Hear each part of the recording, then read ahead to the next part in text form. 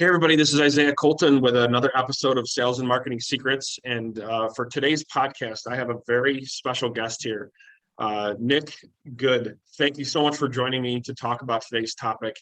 I know you're about to get on a flight, and this was like a last minute thing. And I am so grateful, man, that you took the time to talk to my audience today. So thanks for coming on today. Likewise, buddy. Hey, I appreciate you letting me rearrange your schedule. I mean, let's be real here. I'm the one who is like, oh, can we make it work? Let's do 7:45 in the morning. Who wants to jump on this early to do one of these? So I was like, I'm grateful that you said yes and rearranged your schedule. Yeah, at least I had enough time to get a coffee in me, right? So yes, so we're not completely dead this morning. Absolutely. So today we're going to be talking about zBuyer. Now, some of you know what zBuyer is. Some of you may have tried it before in the past, and some of you have no idea what zBuyer is. Here's my conviction. You need to really pay attention to this podcast because we're going to present to you, through a very systematic training here, how you can really crush the listing side of the business by using zBuyer. So pay attention. Don't prejudge if you maybe have tried it before in the past, or maybe again, you're like, hey, I don't know if lead generation's for me. I've tried that internet lead thing. I promise you're going to get a lot out of today's podcast. We're really, really excited to talk to you. And Nick has mastered this niche with zBuyer, mastered it. Him and his team are crushing it. Nick, I think that in normal pre-pandemic, you usually do 7 to 10 million through this niche around that. And right now you're averaging about 5 million just through this one lead generation niche. Is that about accurate? Yes. I mean, unfortunately, I always hate using an excuse of what's going on in the marketplace, but in these rare circumstances, we typically we're between that 7 to 10 million mark from just zBuyer alone. This year will be about 5. Maybe we can squeeze out 6. So still, I mean, if you go look at the ROI, it's over 10x return. That's great, man. That's exciting. So just so the audience can get to know a little bit about your background, tell us a little bit about yourself, Nick, and a little bit about your real estate journey. Yeah, absolutely. So I got in the business in 2005 as an unlicensed assistant. I was delivering pizzas before that. Best job I ever had. If delivering pizzas could be a great career and respected career, I'd go back to that. Awesome. But unfortunately, it's not, and it was good for the college times. But my brother and I wanted to get into real estate investing, and I saw that there was a job opening for a real estate assistant. So, what better way to learn the real estate game is to go get paid. So got hired on as an unlicensed assistant in 2005. It was an independent broker, husband and wife. They ran it as a team. And in 2006, they asked me to get licensed so that I could basically be like what we call today a showing assistant. That term wasn't around back then. Right. And did that, got to learn the ropes, got to learn how they work the business with some farming and the customer service side of it and the referrals. And in 2007, when I graduated college, they offered me a position to stay on with a salary plus an override.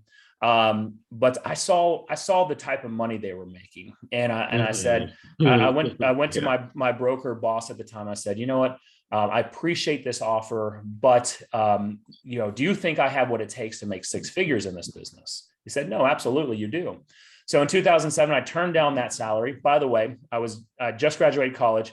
I just bought my first house and I was getting married, all within that 45, 60 day mark timeframe. So, wow. What better thing to throw onto your plate is to get rid of a secure job with a salary job offer and go 100% commission.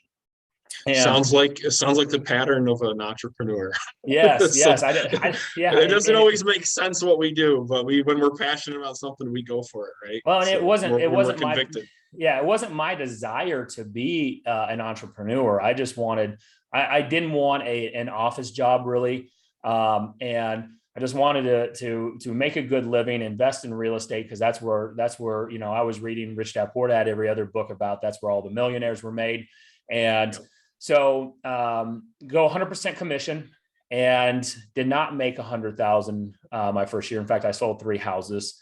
So did the complete opposite and left that independent shop and at 7, joined Keller Williams in December of 2007 and started really mimicking and modeling what I noticed when the recession hit, that there's a lot of respected real estate agents that had done really well in the past, and they were struggling to pay their car note. They were getting, they were having to short sale their home.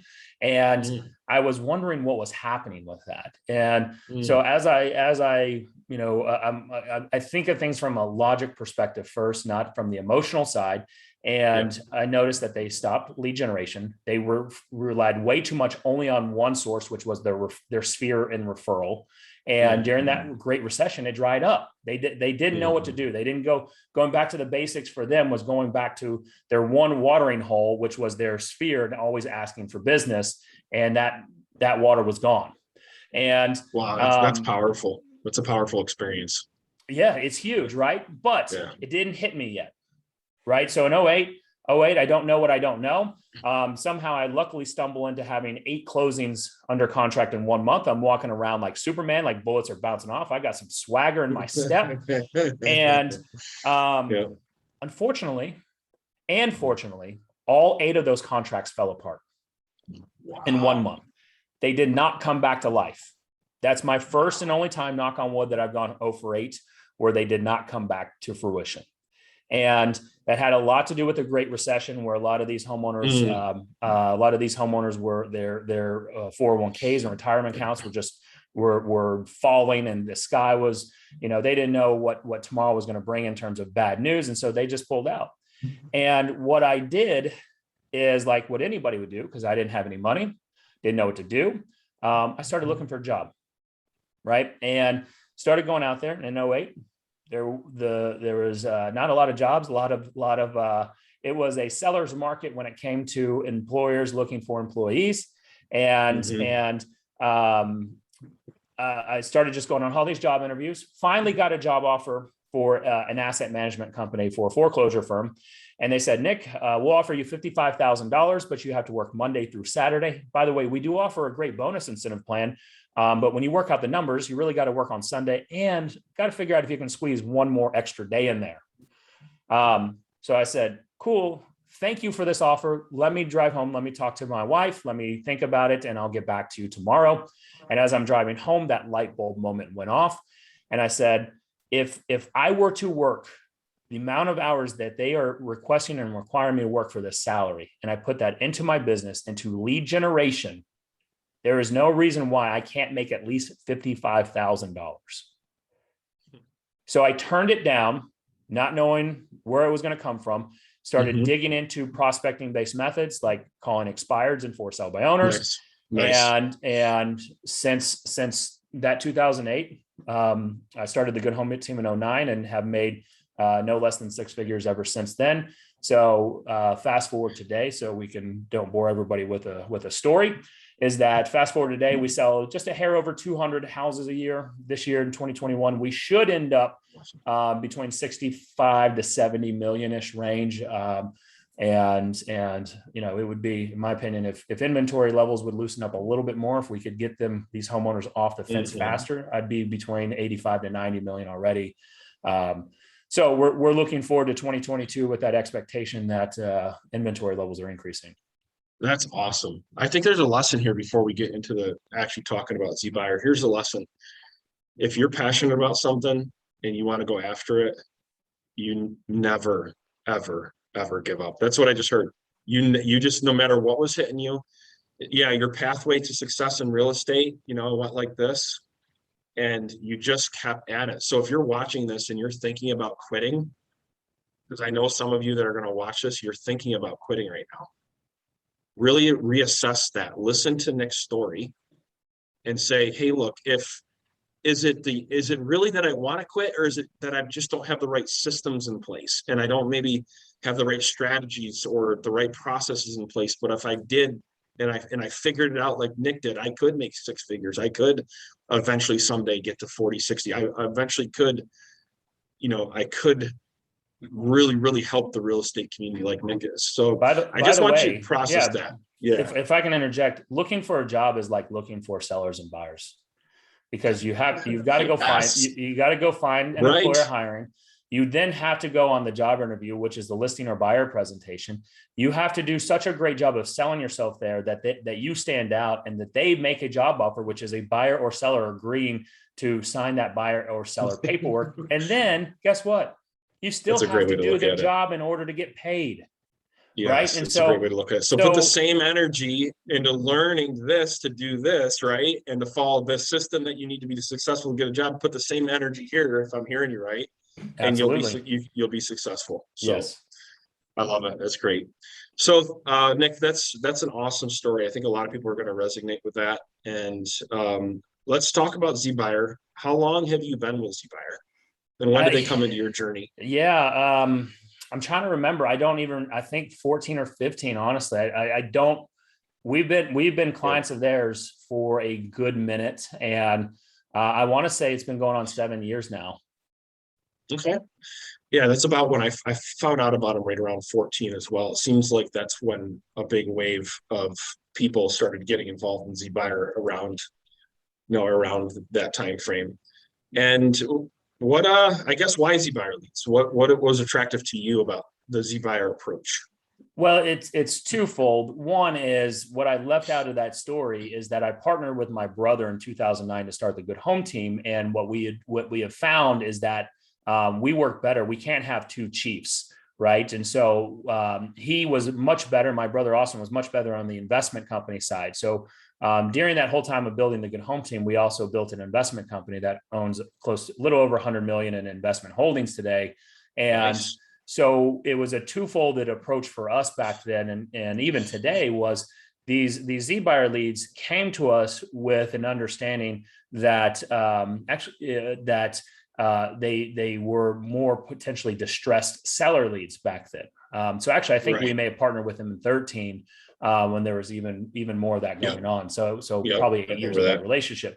So the way we approached it in the beginning was that I could come in and make an offer as an investor. I could wear my investor hat, and on the secondary flip side, I could then list it if it did not make sense for a investment cash offer. So our approach initially was, hey, we're going to pay for this lead source with us to buy it with our intention to buy the house, wholesale it or flip it. And our plan B was to list it and make the commission so that we always had a positive ROI. Nice. Okay. And then has that pivoted since? Do you kind of work that angle now, or do you do it differently now?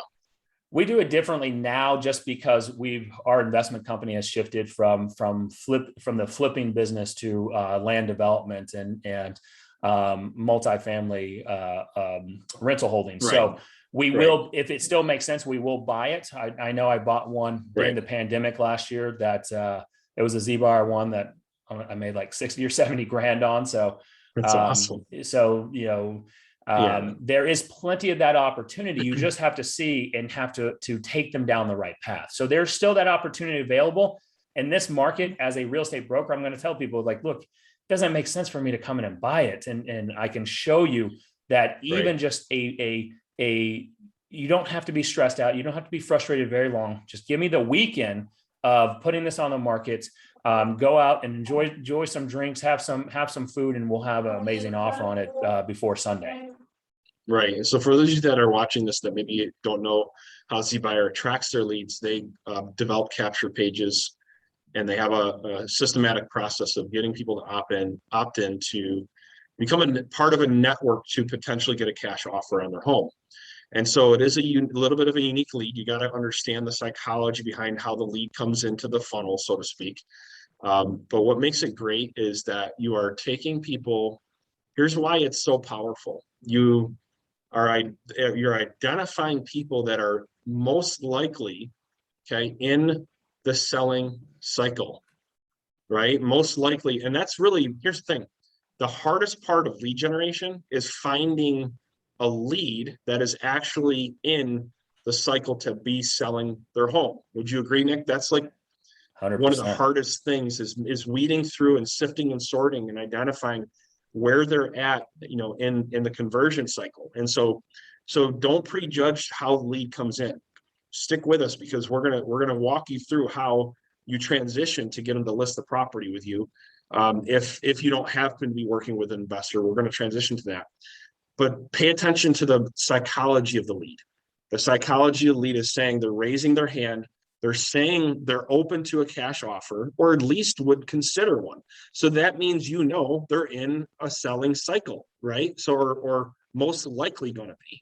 So that's why I love working zBuyer leads, is because if I'm going to spend my time prospecting, I want to make sure I can eliminate as many tire kickers as possible when I'm doing my lead generation and my prospecting. So anything you want to add to that, Nick, before we go on to the next question? No, you nailed it on the head there. I would say that, again, to set expectations, because going into this, and you said in the very beginning, if you have used zBuyer in the past, I know a lot of people that I've recommended to, they've been frustrated with it. And it's because they did not understand the psychology of the person that is inquiring. Right. Yes. And so that's right. Your job is to be that detective. Your job is to uncover their motivation. Why would anybody put their right information into this lead capture program, requesting a cash offer if they weren't somewhat interested?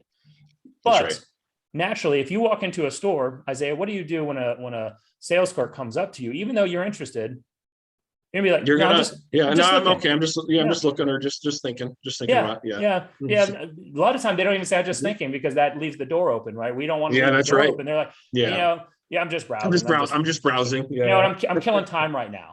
That's right. And when calling these leads, your job is to be that detective, because they're not going to just say, hey, oh yeah, Isaiah, I was waiting for your call. Absolutely.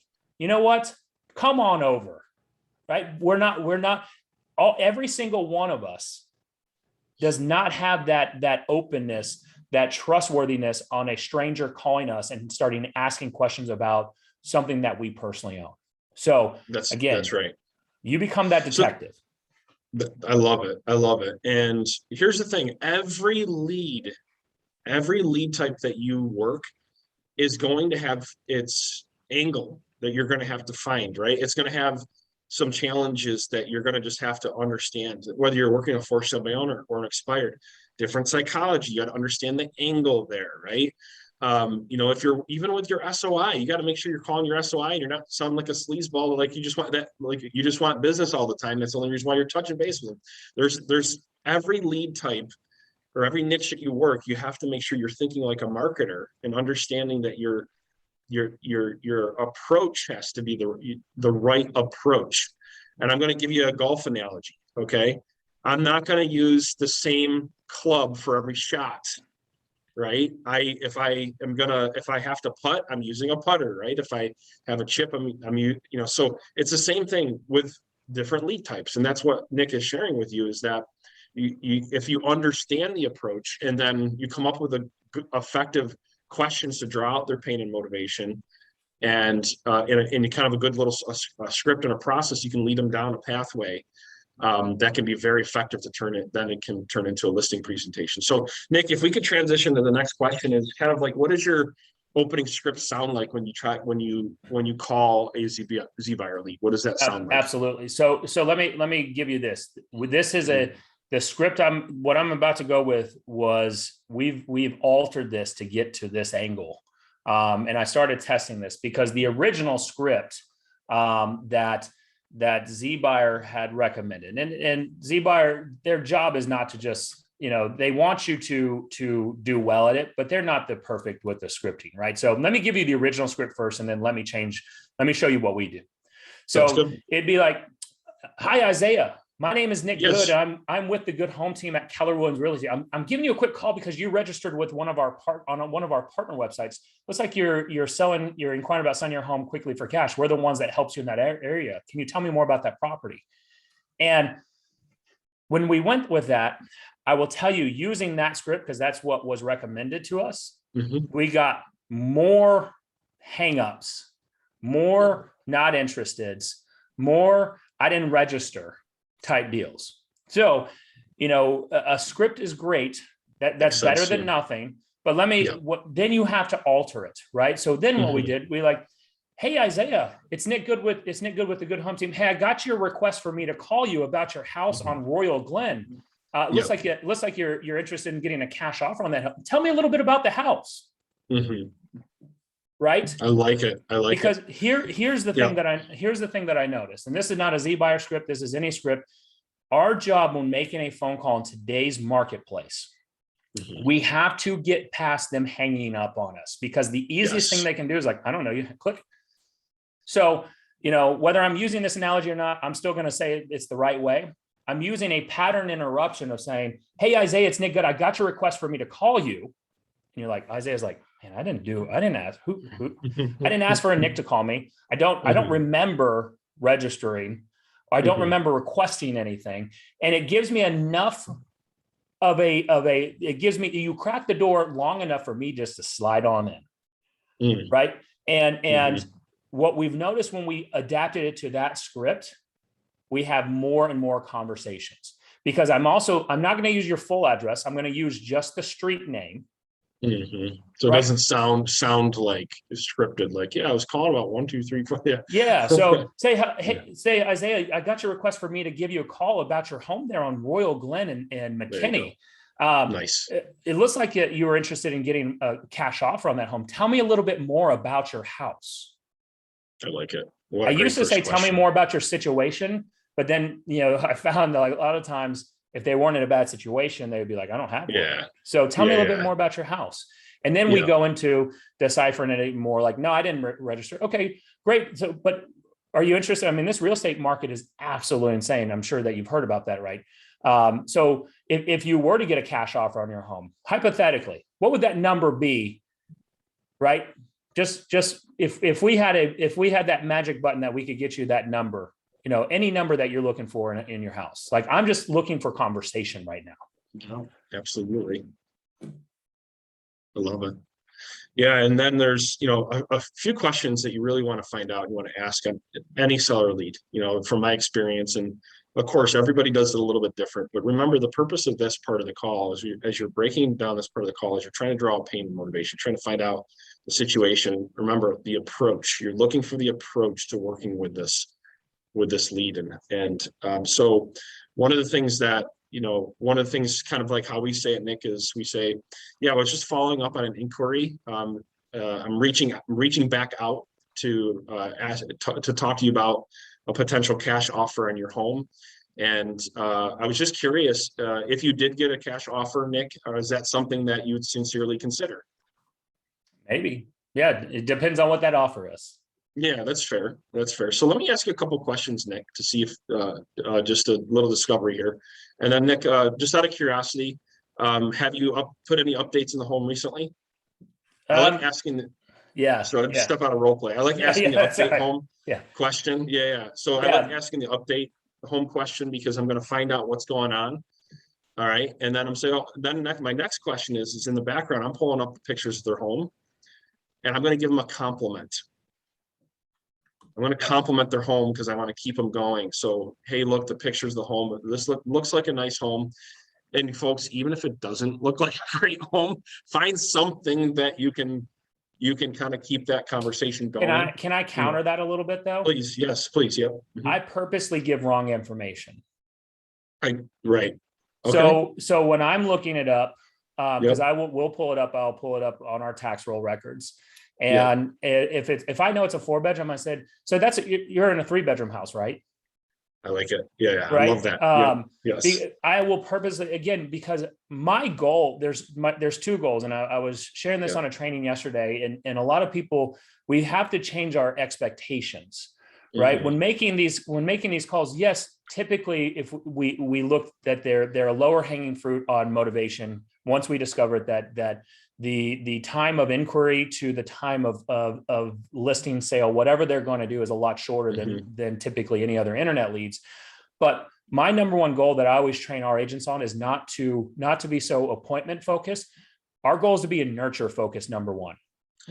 Yes. Because if we are nurture focused, it's not setting us up for mental frustration and mental failure and mental give up if we're like, man, I didn't set any appointments today. But if I set it up by, hey, we set 5 nurture follow-ups that I'm going to be following up over the course, and then it becomes that cascading waterfall effect. And then you start using the right programs, and then you start time blocking your calendar out and making sure that you're actually following up. That's right. Your business, just this one lead source alone, will pay you six figures, right? Yes. zBuyer does an amazing job of making sure that the faucet is always turned on. It's always been a consistent, reliable source. And trust me, I'm one to cut lead sources if it's not profitable. And I've been with them since, I believe, 2013. So 8 years of this relationship, of this, of me paying them. Obviously, there's something there. Right. And let's talk about before you decide to follow up with them. Let's keep this, because I think that's a really, really good point. You got to keep expectations in line. And what questions, let's just just break it down simple for the audience. What are like 2 or 3 questions that pretty much you want to ask before you transition into the next part of your call? What questions do you like to ask? So I always want to know motivation. Yeah. Right. Isaiah, if you were to get that right cash offer on your home right now, right? Can you visualize that for me, Isaiah, real quick? That you've got whatever that number is, just visualize that for me for a second. If you were to get that offer right now, where would you end up going? Great. Right. Are you going to stay? Are you going to stay in the area? And I'm going to say stay in the area. Move out of state, out of town. Or they're going to tell me, well, actually, I don't live in that home. I inherited that house. Right. Or it's and an now you're going to investment find out. Right. Great way to find out the situation. Yes. Great. So is that you're actually great? You're gonna stay in McKinney, dude. I love McKinney so much, Isaiah. In fact, that's where me and my family reside. And great opportunity to build a little rapport. Right. Yeah. So on a scale of 1 to 10, and I ask this every single time, Isaiah. So 1 meaning it's the first question. Yep. Right? I'll bring over. That's first question. I'm going to bring over the match, and we're going to help burn this house down, right? Because we're going to go collect some insurance money, not tell anybody. Or 10, meaning it's immaculate, it's move-in ready, it's like a new build. Where would you rate your house on a scale of 1 to 10? Awesome. So let's say I say 7. Awesome. So it's a 7. Beautiful. I love 7s. What would, if you don't mind me asking though, what would make it, in your opinion, if you were a buyer, if you were to stay in this house or you were to make some changes, what would take it from a 7 to a 10? I'd say it needs an updated kitchen. Updated kitchen. Great. Do you like to cook? Are you a big cooker? My wife is. My wife is. Yeah. That's part of the reason why we're moving. We want to have a bigger space, bigger kitchen, have more people over. Love it. But out of curiosity, Isaiah, does your wife prefer having one of those, gas cooktops or one of those new flat ones that are electric? All cooks have their opinion. Gas. She won't go electric. She just won't do it. Oh, your wife and my wife would get along perfectly. So Isaiah, so tell me, if we were to get you that perfect cash offer on your home, let's just say today, are you in a position that you would be ready to make that move, to make that agreement on a cash offer? Do you know where you would want to go? Do you already have another place in mind? So you're going to get a couple different answers here, right? So what are the answers you usually get when you ask that question? Because to me, this is a pivotal question to find out where they're at. Typically, they're going to tell me they're not ready right now. They're not ready right now. They're not ready right now. I'm not. I don't know, Nick, if I'm ready right now. Hey, I completely understand that and respect that. So, when do you think, if in the perfect time frame, if you could pinpoint the day that you would want to take a cash offer on your home, when are you think you'd want to do that? Say 3 to 6 months. 3 to 6 months. What's going to be different in 3 to 6 months? It would give us some time to really figure out the exact place we want to move, start looking at some houses, and maybe get the place, fixed up a little bit. I don't know, different things like that. So whatever. Yeah. I love it. I love it, Isaiah. I completely understand that. So let me ask you this: Are you going to be buying the next place that you move to, or are y'all going to rent? We're going to buy. Buy, love it. There's a couple of things that we offer that's different than anybody that you'll probably encounter. We've got a exclusive program where we can actually help you buy a house before selling, right? And the reason I'm going to bring that up, Isaiah, is look, there's a lot of stress. I get it when it comes to sell your house. I'm in the middle right now. We've outgrown. My wife is about to have our third child, and we're out of space. There's no vacancy here, and we don't want to go through the headache of selling our house and then at the same time going and finding another place. Would you be open to learning more about our program that doesn't cost you any more money? About our program that we can help you buy your home, buy a new home before selling your current house? Would you be interested in learning more about that? Sure. Great, Yes, great. yeah. Great. So, and if this program were to make sense for you, do you think that your time frame would change a little bit? Because it's a great time to buy a house. I probably have the perfect one ready to go for you here. Yeah, I mean, I guess it might. Yeah, Awesome, it might. awesome. Isaiah, what I would love to do, buddy, is look. There's no pressure, no obligation. Can I come out and just take a look at your home? Again, I'm in and out in 15 minutes. I'll tell you about the program, about how we can help you get into a new home before selling your current house. I just want to make sure that you're not going to spend any unnecessary money on upgrades or repairs. Would you have, I actually have an opening today at 5:30, or would tomorrow at 11 work for you and your wife? I love it. Yeah, so let's step out of role play for a second. Yep. If you pay attention to the psychology of what Nick is doing, he's focusing on what their goal is, and working around if they have to, because if they are going to sell, they have to buy again. So the goal is to buy. We all know it's more fun, a little bit more fun to buy than it is to think about selling, right? And it leads them down a pathway where they can be open-minded to thinking about that process, but not necessarily, Nick, if I'm hearing you right, not necessarily have to feel like they're going to have to list their house because they're going to meet with you. Is that Yes. Is that kind of the psychology that you're going for there? Yeah. Yeah. So when they're wanting to buy, I'm trying to get their focus away from their time frame of 3 to 6 months or whatever that may be. Right. I'm trying to get them focused on, all right, because a lot of times what ends up happening, they're like, man, I got to go buy another house. I got to get this house ready.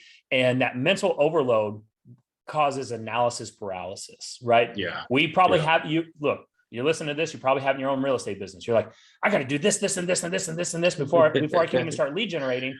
Everyone does it. And so if I can help solve one problem, that's a domino effect to the next. And so That's awesome. Everything that I have, by the way, it's not exclusive, but it's exclusive. It's when I say it is exclusive. I've got an exclusive program with special financing with a great, amazing lender. We call he's easy to remember, Mortgage Mike. And Mortgage Mike has a program that we can help you buy a home before selling it, right? I love it. Or let's say that you're renting. Great. So what I would love to do, Isaiah, is do you actually have some places picked out, from a rental standpoint? Where are y'all wanting to go, into a house or an apartment? Right. I'm going to go focus on that so I can then determine. I need to determine what are you throwing out roadblocks for, and then ultimately, let's be real. The chances of me setting that appointment on that initial call are slim. Right. And that's the thing with role playing. I can typically get it to where I want it to be, unless we're going to play super difficult person on the phone. But the next move that I would do, if it's not somebody who's willing to meet with me, is saying, Isaiah, I completely understand that you just wanted to review and make sure that you're making the right move.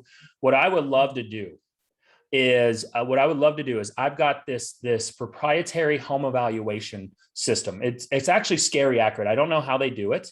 And there's a cool feature to it that I'd love to show you. And it's not spamming. And what it will do is every month it's going to send you your estimated home value with the potential equity you have in your home. Again, I'm going to tell you right now that everyone that we have on it, I'm going to tell you, they don't unsubscribe, and over 55% of the people that we send it to every single month open that email, right? It's very cool. And the fun part, Isaiah, is that let's say that you just wanted to see what your house would go for on Airbnb. It's got a little Airbnb nightly rate monitor. I just like to screw around with it just to see what I can. That's really cool. Yes. And so really cool. Then I throw them in. That program's called HomeBot. I throw them in HomeBot. And I was telling Isaiah before this recording that last night, one of these zBuyer one of our zBuyer leads responded about getting their home ready for sale to come out. That was in HomeBot. So it's a system that's going to help you. It's going to help do part of that legwork for you in between your follow-up calls. Love it. That's awesome. And now you're leveraging technology. Yes. And that's the key. That's the key, is that sometimes people think technology is there to kind of replace their prospecting efforts. And it will help you, it'll give you leverage, and it will do amazing things for you. But it's the balance of you following up and leveraging technology. It's not mutually exclusive. Would you agree with that? 100%. Like you probably see that a lot, where people think, well, if I just have the right CRM, if I just have the right automated marketing, if I just have the right, text messaging bot, I never have to follow up myself ever again. Right. And it's not the case. But what happens is, if you leverage technology with consistent prospecting and follow up on yourself, you can have what happened to Nick today. You can get those people that will come back to you. So I love that. And HomeBot is an awesome tool. Can I add some more? So Sure. Can I piggyback on what you just said? So please, there are people, you're right, like the analysis paralysis, like I don't have that system, or I don't have this, and we want to wait till we do have it. So one of my agents who has done really, really well with this, he's taken this and pretty much has become my main person that works this account with me. What we like to do, there's two things that we do after a call, right? Whether it's somebody who set an appointment, or again, the high odds are you're going to be a nurture follow-up. There's two things that we do. The first thing that we do is we play this game called Name the Puppy. And Name That Puppy is the backstory is, let's say you're walking down the street, Isaiah, and what's your favorite type of dog? If you could have any dog, what would that be? Yellow lab. Yellow lab. So let's say that you and your wife are walking down the street and you see this beautiful yellow lab puppy running up to you, wagging his tail, super, super friendly. But your wife's like, Isaiah, we can't have another dog, man. No vacancy here. Yeah. And what you don't do is you don't pick that yellow lab puppy up and you don't name it. Because once you start naming it, you start getting attached to it. Just like my aunt, they raise cattle. She likes to name the cows and gets always hurt when they take them to the slaughterhouse. That's right? so true. Yeah. And so from that, what we do after every single call, I'm going to send a video message with my phone. So you don't have to have right here, not blurred out. I'm going to send a video message because we all have hopefully an iPhone or an Android. And I'm going to be like, hey, Isaiah, it was great talking to you today. I look forward to touching base with you here in a week. I'm going to be on the lookout. I'm actually going to send you something in the mail. So I'm going to touch base with you in a week just to make sure you got that. By the way, again, this is Nick Good with the Good Home Team. And I look forward to building a relationship with you and potentially helping you sell your house, right? Name that puppy, face to a name. We send that every single time. And then our mailer, what we do after every single zBuyer that comes in, we send a handwritten note. We send a cloud CMA. We have cloud CMA part of our MLS system here. We have a marketing seller's guide that basically is the Good Home Team resume about how many houses we sell. If you don't sell that many houses, by the way, use your brokerage numbers. That's what I did in the very beginning with my average days on market. And in that handwritten note, just a little bit of information of how long I've been in business or reconnecting with them on something we talked about. Because here's the thing, when people work this lead source, they're not doing those steps all together. Have a great follow-up system. Got to have a great follow-up system. I love it. Yeah, and I think Nick, the reason why you're saying this is what we teach in our Sales and Marketing Academy is you got to have leads coming in that are your C, B, and A list. And what we talk about is zBuyer is kind of like on a B, because they're usually 3 to 6 months out from doing anything. And sometimes a little bit longer. So they're that's why we kind of categorize them right around this B range. And so it's important you have a good follow-up system. I'm glad you're setting that expectations for our viewers, is to make sure you have that good follow-up system. That's really awesome. So when let's say that they agree to have you come over to the house. Yes. Right. And what's your next step? What does that dialogue sound like? Because you're talking to them about what their next move is. What's your next step there? What does that dialogue sound like? Well, and here's the thing, even though I'm going with a no obligation, Mhm. I pre-qualified before coming out there. So if Isaiah, you said, yes, come on over, I want to learn about that, I am Mhm. still going to. Hey, before I let you go, Isaiah, I have just a few more questions for you. Just Yeah. a few more before I come out there tomorrow at Mhm. 11 a.m. Look, I know that we're going to talk about the buy before selling program, but as long as everything makes sense and you feel comfortable, you and your wife feel comfortable and confident that, look, I can sell your home, I can help you get into your new house. Would you plan on listing with me when I come out there? Would there be any reason why you wouldn't want to do business with me? Right? We still have to do that upfront legwork, Mhm. right? We still have to set, because what I don't want to do, and what I don't want my agents doing, is going and just running a whole bunch of not so great appointments. And we think Yeah. we're busy when we're really not. Yeah. And then Yeah. again, our mindset is fragile. Right. And then Right. you start going on these Mhm. appointments. You're like, you're telling them, I got a listing appointment. They agreed. They let me. Yes. They said, yes, they let me come out. Then you go out there and you're like, But I you didn't just, get it. you didn't get Oh, it. And yeah. now your mindset, and you're like, what do I do next? So how do I keep following Yeah. up? I've already been out there. Right. Yeah. And so I'm going to treat it, even though I say it's no obligation, no pressure, no obligation, I'm still going to pre-qualify them. And then my second question is, when I do come out there, are you planning to interview more than one agent for the job of selling your home? Mhm. Well, no, you're the first. Okay, Mhm. great. Great. So I'm the first one. Have you established any other appointments? Mhm. Well, no. Okay. Um, um, when I do come out there, again, if everything makes sense, you mentioned that you would be planning to list with me. If we can help you get into that new home before selling your current house, I'm going to go ahead and bring out our paperwork. Would there be any reason why any hesitation on why you would want to sign that paperwork tomorrow at 11, as long as everything made sense, you're comfortable and confident that I can get the job done? Mhm. Well, I don't want to commit to anything.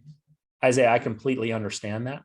So this is where I have my get out of jail free card, Isaiah. And the get out of jail free card is written into our agreement. It's called our easy exit agreement. One, if you're like me, Isaiah, you probably don't like to be locked into any long-term contracts that you can't get out of. So our easy exit listing agreement states, written in there, that you and or I can terminate this listing agreement at any time, just with a 48 hours written notice. A written notice means if you want to send me a certified letter, you can do that. You want to send me an email, you can do that. You want to send me a text message, you can do that. We count those as three ways of written notification. Mhm. Right. So our easy exit listing means that's again, it's no obligation, no pressure. Mhm.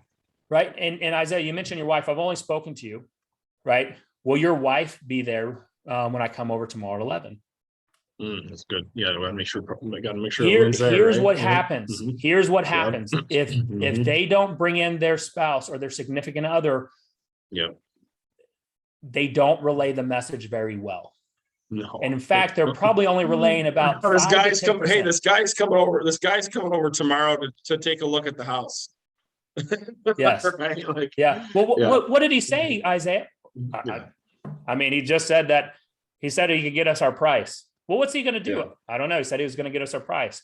Well, I don't really like him. It doesn't sound like he's going to do any work. Let's talk to somebody else. In fact, Sally down the street has another agent. Let's Yeah. just go with that one. Yeah. Right. And so Exactly. now you've done all that work for nothing. Trust me. Yeah. I'm It's saying that tough. from experience, by the way, Same here. Yeah. where, and if we were to sell your home in the next 30 days, would that be problematic for you? Well, I mean, I need to get into that new house. Of course, if we can time it perfectly and get you into that new home, or get you a contract even before selling without going through the inconvenience, and they will close on your time frame. But that'd be problematic, because we do have investors in this marketplace that are buying and putting a closing date on whenever time frame that homeowner wants to go. Mhm. Right. And so if your home did not sell, what would happen, Isaiah, if your home didn't sell? Well, we just stay here, we'd be miserable. Mhm. All right. I don't want you to be miserable, man. Like, I'm coming out there, I'm going to be able to get the job done for you. So, and I've already asked you on a scale of 1 to 10, what, of what your rating would be. But Isaiah, when I see you tomorrow, how much do you want to, how much would you want to list your home for? Well, that's why I'm having you come over. Well, as a professional real estate agent, Isaiah, we study homes and prices every day. Therefore, I assume you'll list with me at a price that I will be able to get your home to sell for. Is that correct? Right. So again, I want to make sure, and I used to use this a lot during the recession days, because what Isaiah would want and what the market would want, that gap was so large. Yes. I needed to so make sure. bad. Yes. I need to make sure how long am I going to be in that appointment? Right. It could be 2 to 3 hours back then, because I had to go back and forth. It was like this mental exhaustion. I could use another word right now. I just don't know if your viewers, so I don't know what type of show this is, but it was mentally exhausting to go back and forth on that battle. Now here's the thing. I'm going to skip down because there's actually 17 questions on here, but we added in here something that started because of last year. Isaiah, did you happen to opt into the COVID loan forbearance program? And are you current on your mortgage? The reason why is that what we are now seeing with the mortgage, the foreclosure moratorium that is ended, what we don't want to do is we don't want to all of a sudden find out that a foreclosure notice has been filed, or that we didn't do our due diligence to find out, well, actually, how long have you not been paying? How much more do you actually, how much did it actually increase your payoff? Because they might have a certain payoff amount. You're coming in based on what they're thinking, but they forgot about the loan forbearance, or they didn't know how much it was going to add back on. And then you get it under contract, and they're getting their statements of what they're going to net, and then they go ballistic. Speaking from experience, by the way, you're like, oh, that's not going to happen. That happened to me late last year, and we added that. I can show you our pre-qual questions. It's written in blue on this one, so that it stands out.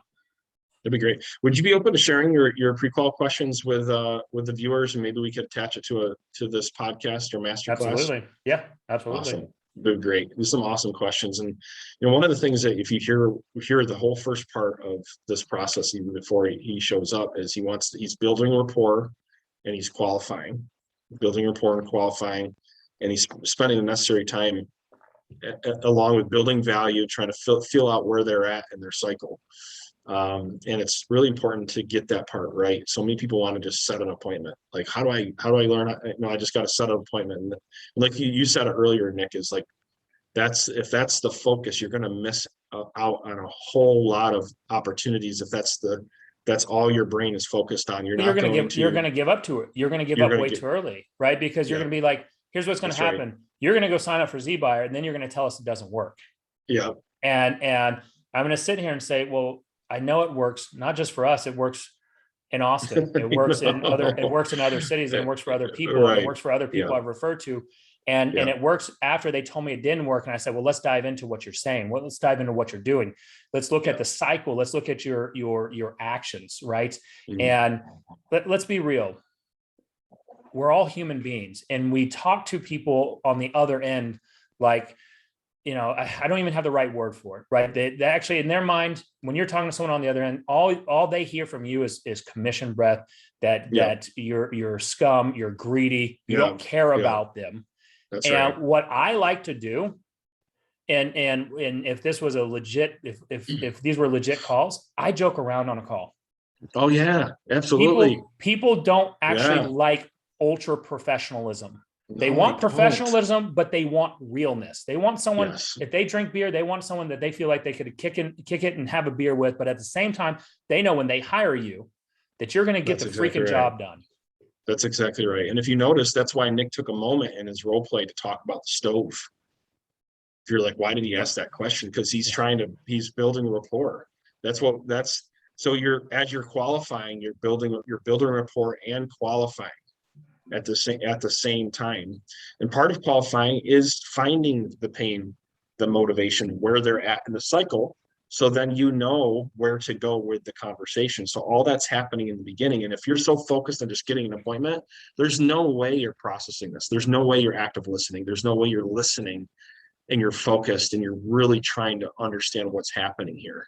Yeah. So, but remember, this is 8 years worth. So, in all my scripting, your scripts are designed. If you were to drop me, I'm flying to Cleveland, Ohio here where I have to leave here soon to go to Cleveland, right? I don't know Cleveland. I have family there, but I don't know. But if you gave me an overview map of every street with some basic directions, that's right, to get to somewhere, right? That could be the longest way. But in the beginning, I'm going to follow that until I get to know the city better. And then I'm like, actually, I need to go down Fifth Street because that's a quicker way.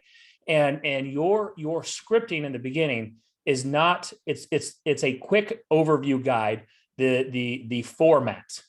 That's right. Right. Just like you talked about in the golf swing, you're not going to use every club for every shot, but your format's still the same. This still takes you holding a club, whatever club that is. You still have to strike the ball. Right. That's right. And so for this is the first thing, work any script until you understand the objections that are being thrown out. There's only a few of them that will be thrown out with this lead source. One of them is I actually didn't put my information down. Great. But Isaiah, you do live at this house at 123 Royal Glen. And is it a 3-bedroom home? And all your information's here. So what I'm going to do is I'm going to play the long game with Isaiah. I'm going to throw him in a home bot. I'm still going to send him a video message. Say, Isaiah, it's great talking to you. I know that. I understand that you didn't inquire. By the way, they didn't inquire.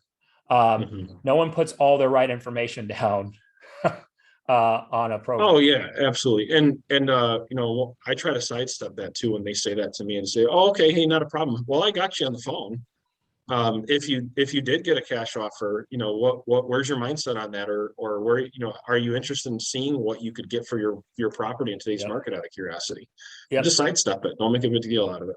Yeah. Love it.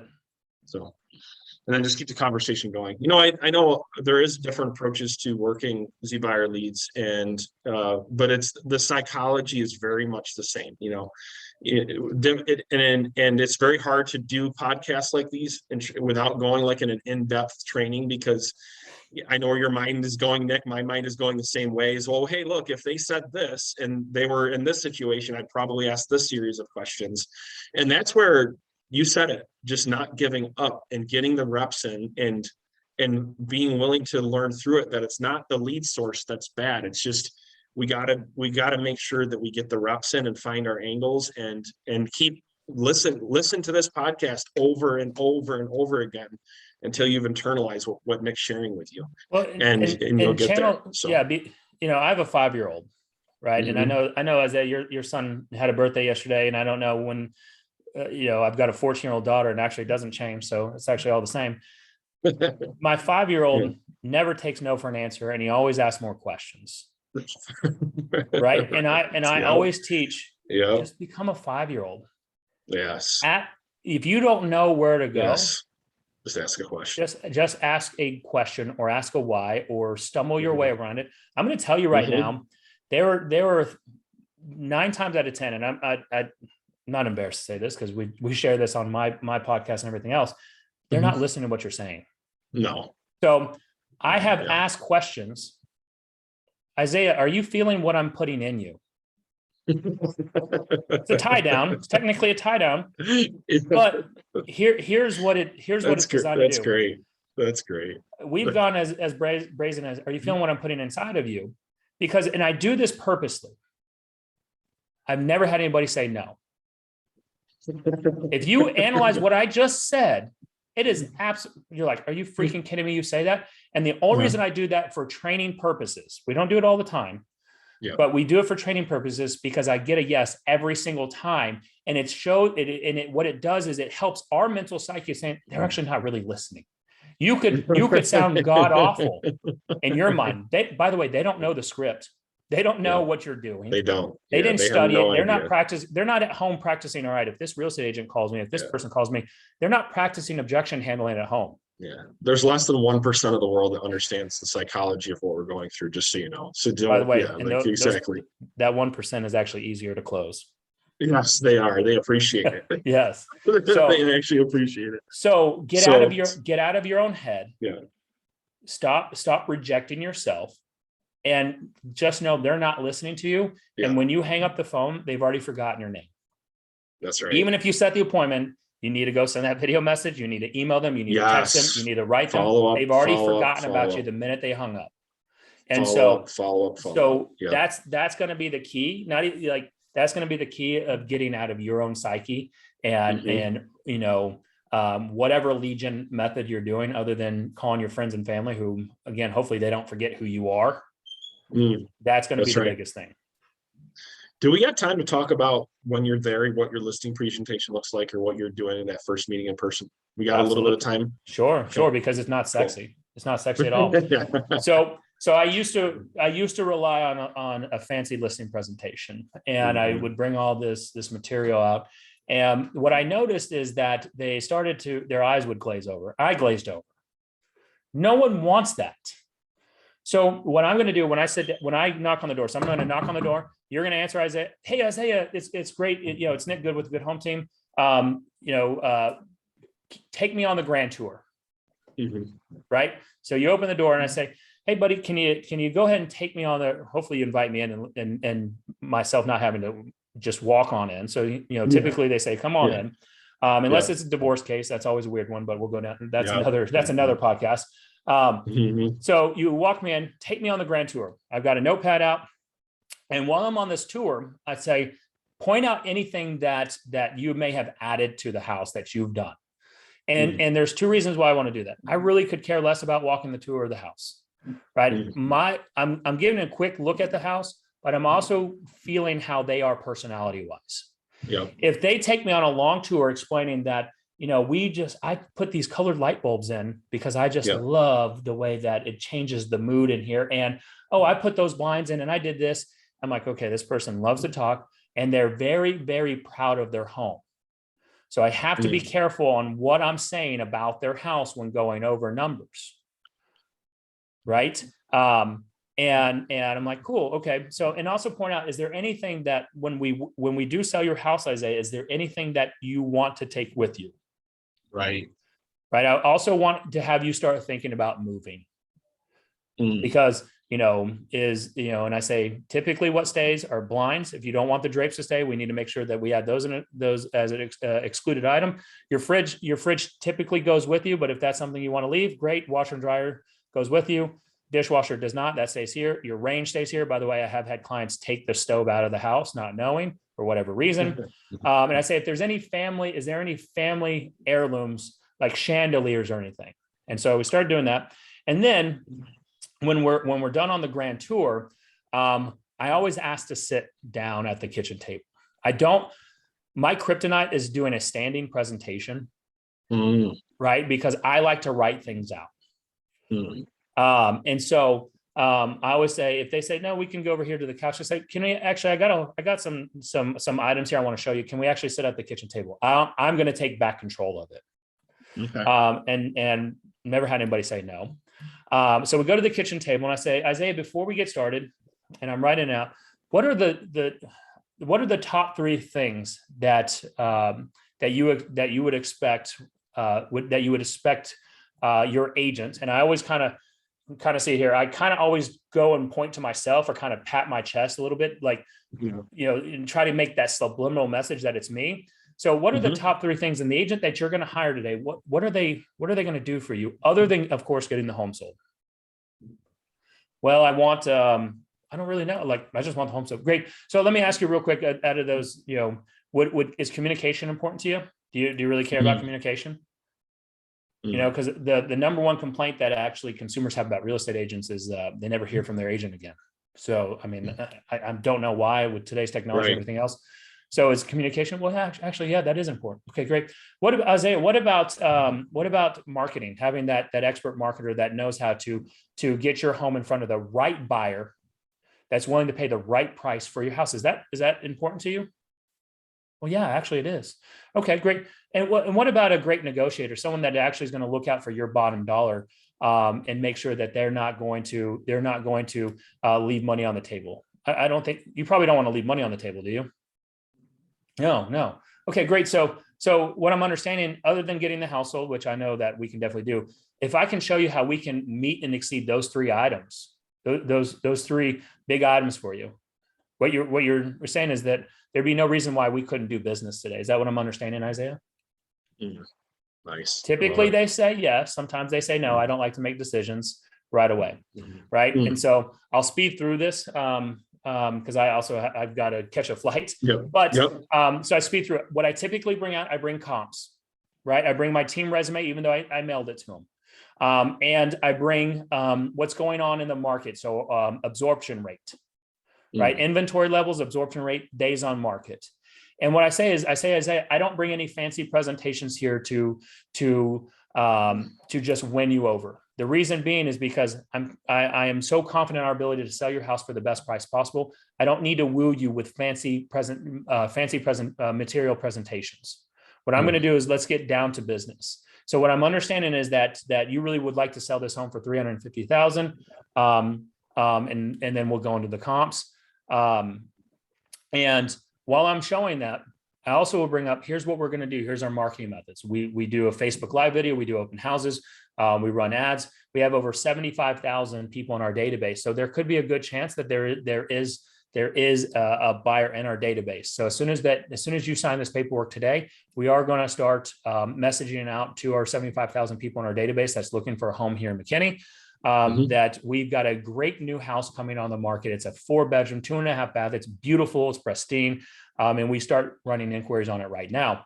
Now, if let's just say that you weren't 100% sold on me and you wanted to interview somebody else, what I'm going to leave with is saying, great, Isaiah, I completely understand that.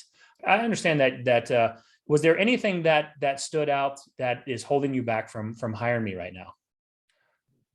Well, I really want to just make sure that deep down in my gut that if we were to hire you, you're the right person. Great. I completely respect that. Let me leave you with one thing. When are you planning to interview that, other agents?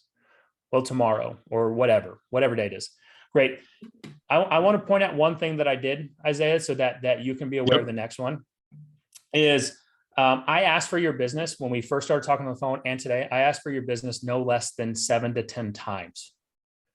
The reason why I'm bringing that up is that when you hire me, I'm going to go and ask for buyers to bring offers on your houses. I'm going to go out there and be proactive, not reactive. Unfortunately, a lot of real estate agents, that's why they sell less than 7 houses a year.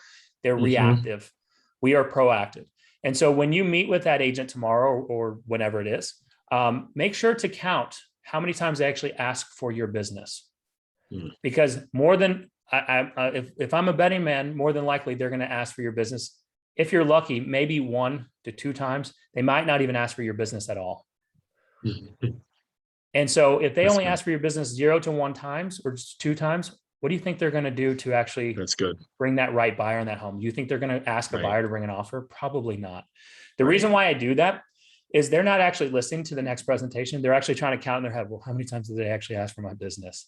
And what I found is when I leave the house and follow up the next day, they typically, there's a good possibility and probability they actually cancel that other appointment and still hire us. Because once they've committed to saying, well, we're going to interview someone else, they actually don't. There's a lot of times, and it's pride that steps or ego. They don't want to change their mind right now. You're like, no, what? Screw it. We'll sign with you right now. Doesn't happen as often as I would like it. But if you do all those items, it will set yourself up for higher conversion, higher success, putting yourself. Our job is to put ourselves in the best winning position. And then for our clients, my job for my client is to put them in the best position to win. That is to get the best offer on their home or whatever their situation is. So if I can put you in the best situation to win, there'd be no reason why you're not going to do business with me. That's awesome. That's awesome. And I know we could keep going and going. Dude, I could go all day.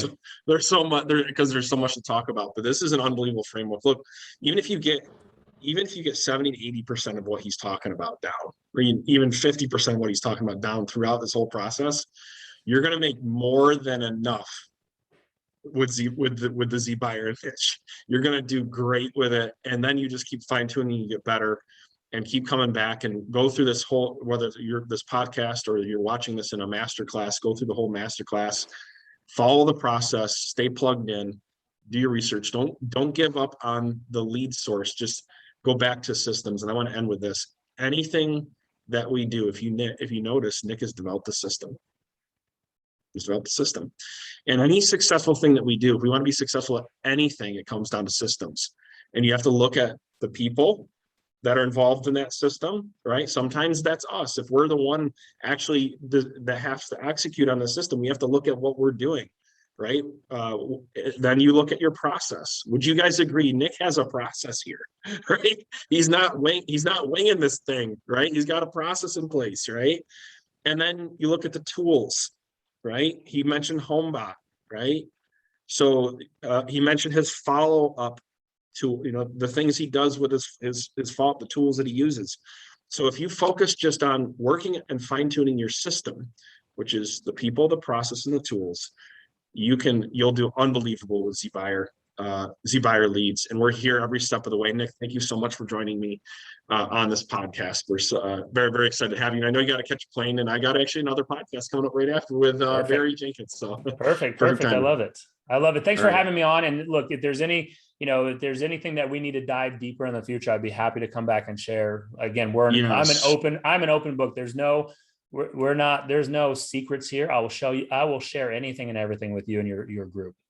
Awesome. And I'm looking forward to interacting with you in our sales and marketing academy and having you come back. And if somebody has a referral for you in the neighborhood, what's the best way for people to reach out to you and share that? Yeah. So I'm in the Dallas-Fort Worth, Texas marketplace as well as in the Austin, Texas, with I've got both teams there. So you can just go reach out to me at thegoodhometeam.com, or just go, if you want to schedule a call with me as well, go to nickgood.work. And that way I like to funnel the referrals and make sure that they're getting in the right hands with the right agents and the right personality types. Awesome. Thanks a lot, Nick. Absolutely, Isaiah. Thanks for having me on, man. I appreciate it. Awesome.